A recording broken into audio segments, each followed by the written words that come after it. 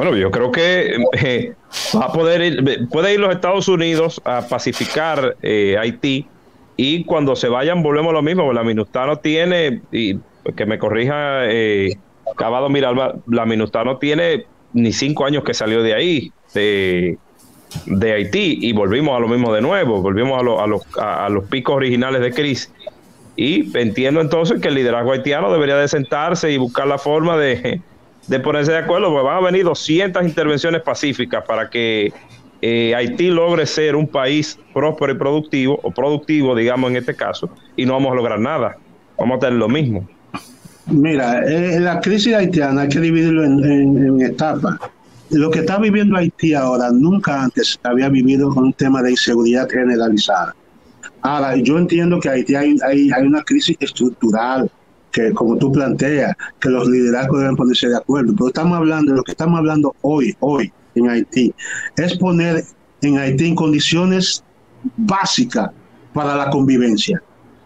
Entonces, las intervenciones que han habido del MINUSTAH, cada una de esas intervenciones han tenido su historia y han tenido sus motivaciones.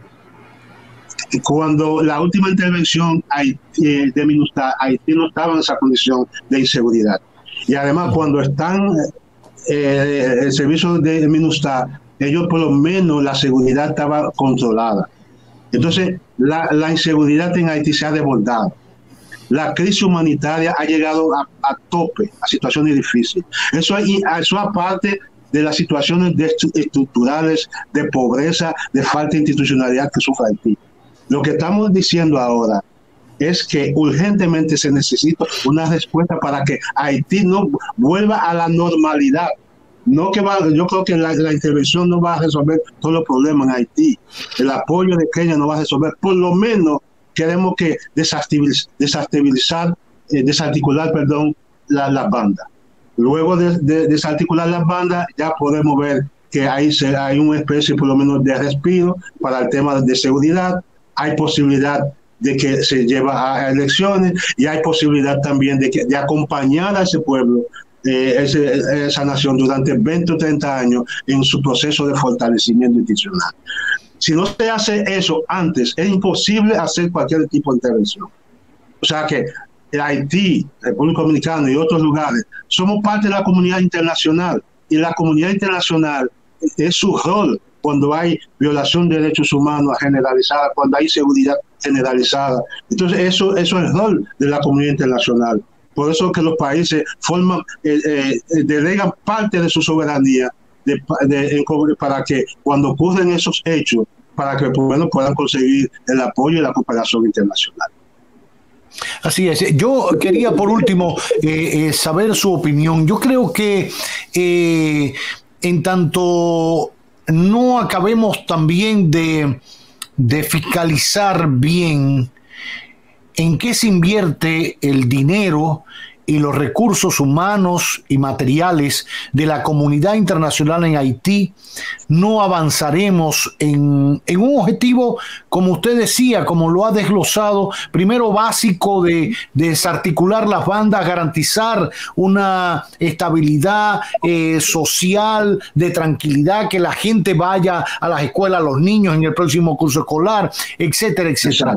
Pero es que al final el mundo, precisamente por esa solidaridad al que está llamado esta convivencia mundial de naciones, invirtió mucho dinero en Haití, y al final, ¿qué pasó? El mismo mecanismo de ONU es tan burocrático que era incapaz de decir, vamos a coger dinero de aquí para destinarlo a alimentar a la gente en Haití, que es lo principal, independientemente que había que meter los cascos azules y aprobar esto y lo otro, y al final no se sabe en qué paró la inversión.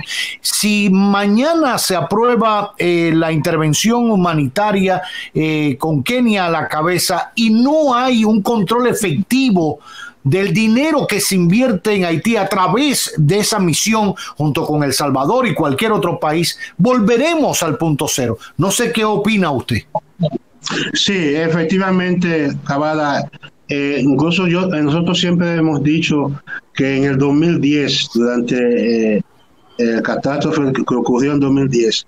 Si bien es cierto, la comunidad internacional no entregó la cantidad que había comprometido, pero hubo fondos como para que Haití podía iniciar un proceso de despegue.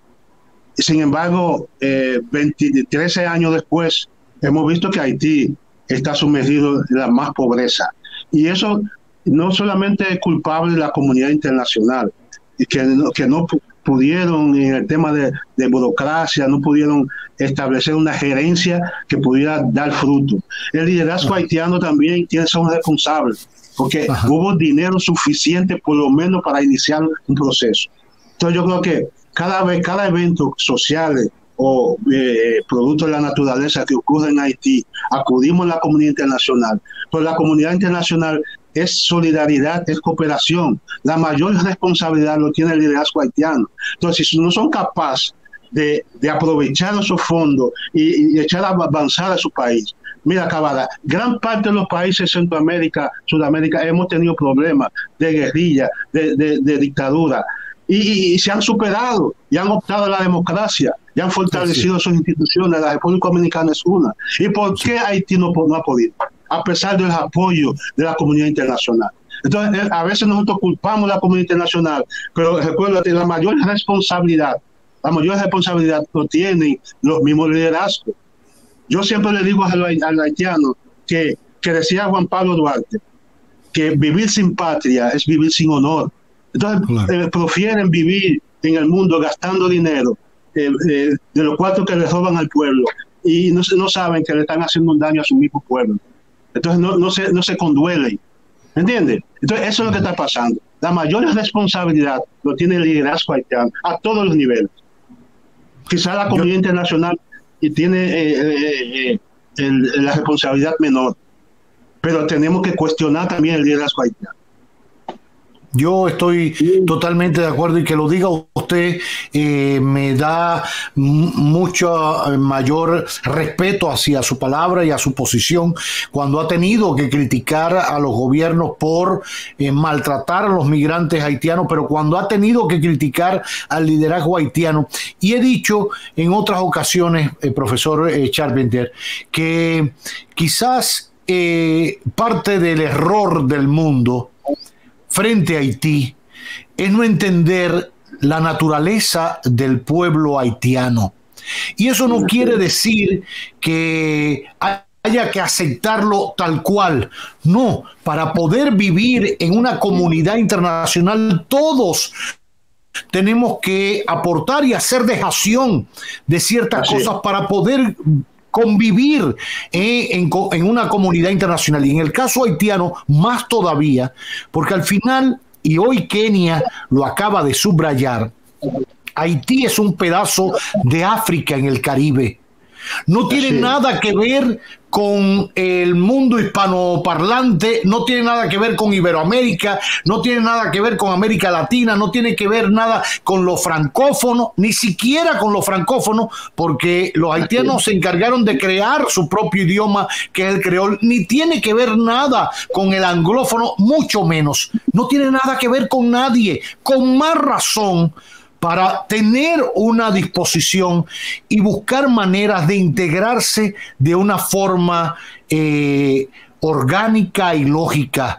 Y muchos gobiernos del área, Brasil en su momento, Cuba ni hablar, en la graduación de médicos, en la formación de médicos y de otros especialistas para Haití, formados allá en La Habana, en la Escuela Latinoamericana de Medicina, y por años en muchas otras áreas, han dado muestras de solidaridad, y el mundo lo ha hecho unas veces de palabra, como bien usted decía, otras veces de intención, otras veces con recursos. Y si bien a las Naciones Unidas le ha faltado el mecanismo para fiscalizar cómo ha invertido y llevado ese dinero a Haití, como bien usted decía, al liderazgo haitiano le ha faltado también madurez para entender que con la miseria no se puede hacer diplomacia, con la miseria no se puede hacer política. Ay, por Dios. Yo creo que la dignidad del pueblo haitiano merece otro liderazgo. Esa cultura y esa manera de vivir y de corresponderse en la vida hay que respetarla. Y siempre he puesto en solfa el tema de las intervenciones porque no me gusta. Y sobre todo en República Dominicana, que fuimos víctimas de dos intervenciones americanas en 1916 y en 1965. Entonces, nos tiene que doler, y nos ha dolido y nos ha costado como nación lo que representa intervenir un país, lo que representa afectar la soberanía de un país y encauzar al país en democracia cuando es víctima o pasa por el difícil proceso de una intervención de cualquier naturaleza, y militar, humanitario, de cualquier índole. Pero si no hay colaboración, va a ser muy difícil que Haití se encauce en el camino que ellos decidan, que el pueblo haitiano decida, pero en el marco de las naciones. No pueden seguirse viendo al margen del concierto de las naciones, porque será imposible convivir, No, por si ya es difícil convivir ahí en Haití. O sea, estamos hablando de que incluso el 80% de los niños se abstienen de ir a las clases simplemente por no ser víctima de la delincuencia en ese país. Entonces, no va para ningún lado. Por eso decía anteriormente en mi comentario que no vale la pena que se pongan 200 intervenciones humanitarias en Haití si la clase política, si la clase gobernante no se pone de acuerdo. Así es. Vamos a estar en lo mismo. En 5 años volvemos de nuevo a pregonar para buscar ayuda para Haití, y se gastan inmensa cantidad de recursos que al final, cuando ven a ver, no llegan a la población completa, y seguimos para adelante. Bueno, pues veremos a ver qué pasa. Su último comentario, William. Sí, Cavada, gracias.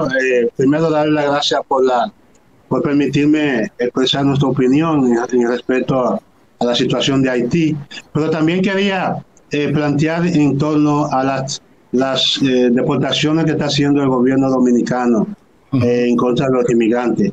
Nosotros desde la MENAMIL no nos oponemos a que Migración haga su trabajo en el marco de la Constitución y las leyes.